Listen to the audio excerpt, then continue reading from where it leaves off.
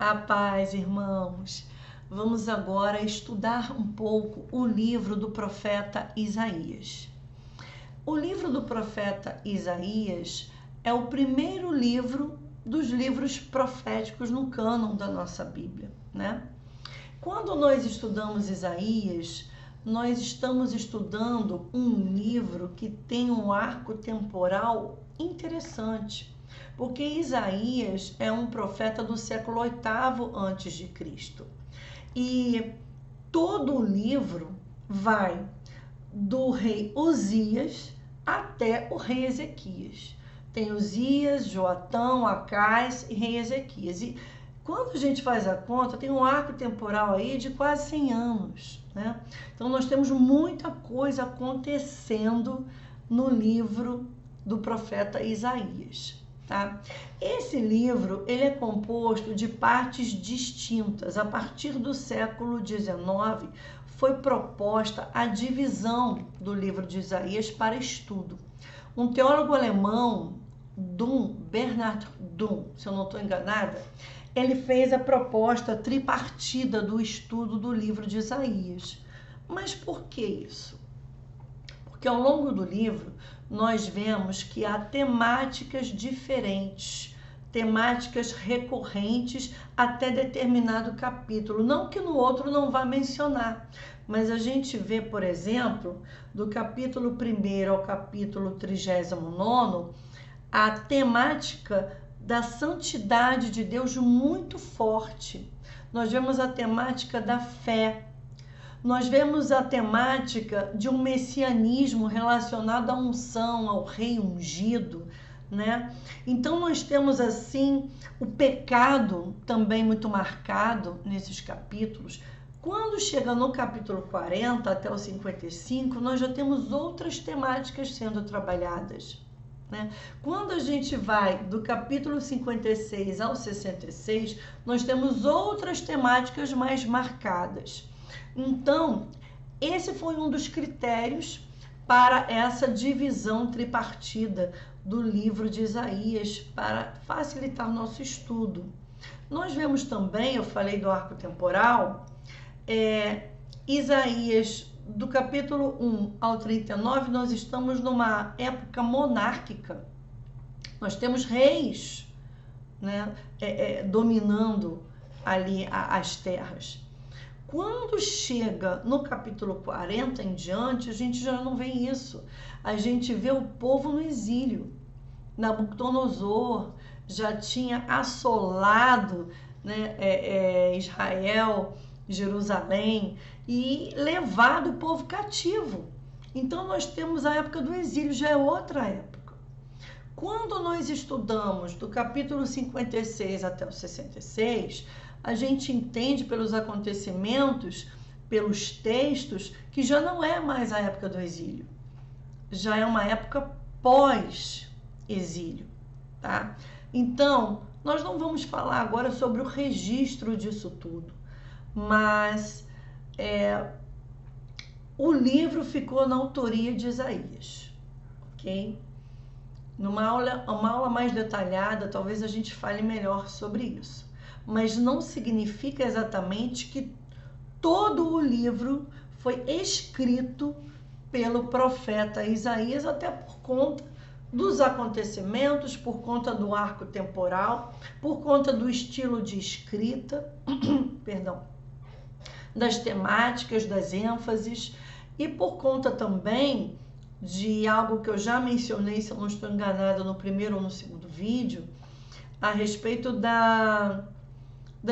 das autorias, né? Quando a gente fala de profeta, o profeta é um arauto. Ele não está preocupado em registrar o que está acontecendo ali naquele momento. Os registros aconteceram depois, tá? Depois de cumpridas algumas profecias, tá? Não havia ali alguém, um escriba, anotando a tempo e a hora tudo o que estava acontecendo. Não. Os registros vieram posteriormente. Até então nós temos ali bem marcado um acontecimento que está sendo vivido e está sendo perpassado para outras pessoas, para a geração posterior, via oral, ok? Bom, vamos lá. Os elementos históricos, então, a respeito dessa divisão tripartida, que é chamada de Proto-Isaías, Deutero-Isaías e Trito-Isaías.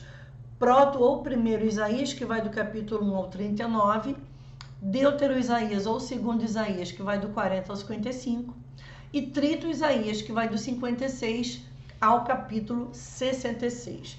Então, nós temos alguns elementos literários, teológicos e históricos para que essa divisão acontecesse.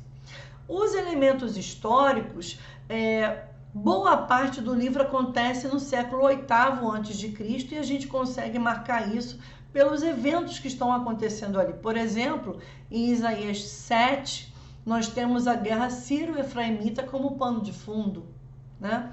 Então, por conta dos contextos, consegue-se ter uma datação próxima do que está acontecendo na época, né, em que os fatos ocorreram, que entre o fato ocorrer e o registro é outra coisa, há também um arco temporal, tá?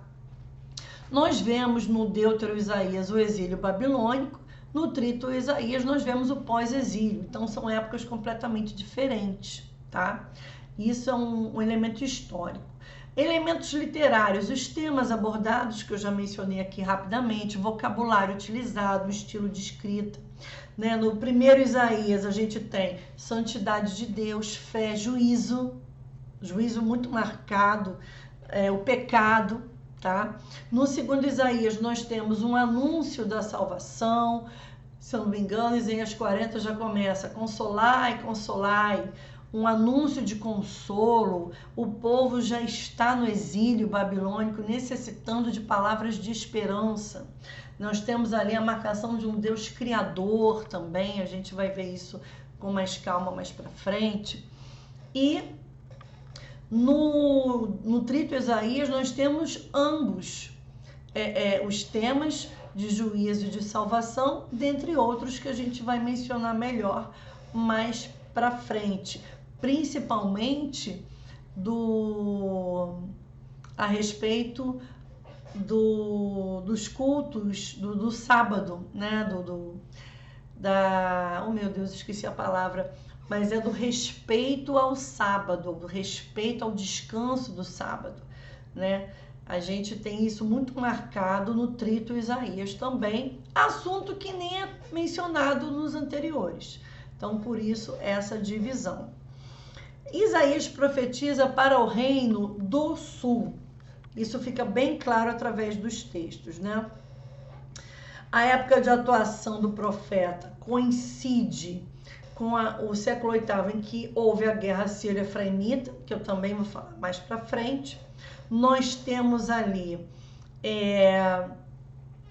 um profeta atuante, um profeta que tem um chamado, uma vocação, que está no capítulo 6, muito peculiar, particular, e que inicia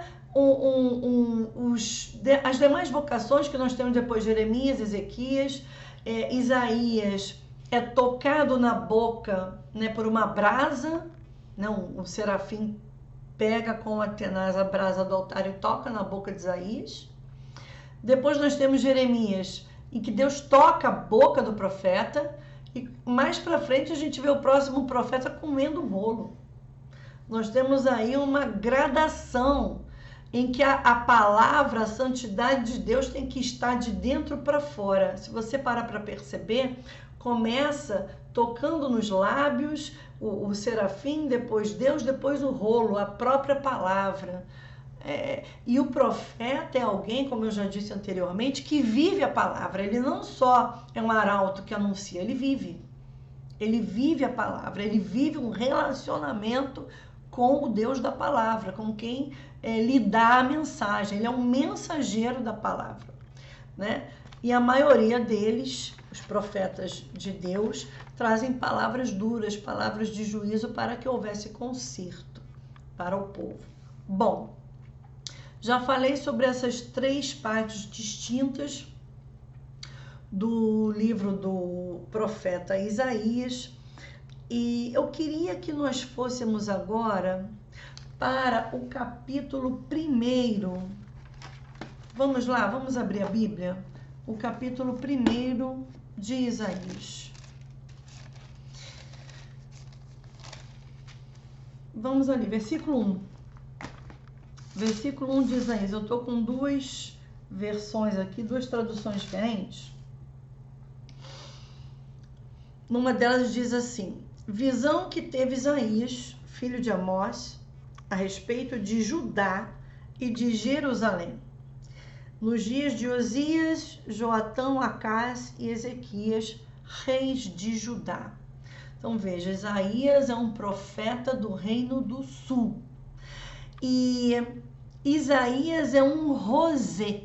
Lembra que eu falei que há diferentes nomenclaturas para a palavra profeta no Antigo Testamento? Rosé é um visionário, é alguém que vê e ouve, é alguém que tem a mensagem revelada dessa forma, é alguém que traz mensagens, não que os outros não tragam, mas o conteúdo da sua mensagem é muito importante para o que está acontecendo ali naquele momento, né? E outra coisa que nós vemos aqui, que Isaías, ele é um profeta chamado, individual, ele não é um profeta da corte. Ele não é um profeta que faz parte da classe profética, né? Ele não era da corte. A gente percebe que ele teve um chamado individual, né? Ele é um profeta que não tinha ligação com a corte. Ele não era sustentado pelo Estado, ele não era pago pelo rei, digamos assim. Eu acho que isso acaba trazendo mais liberdade para o profeta trazer as palavras de juízo, né? Porque ele estava ali comprometido unicamente com Deus Adonai.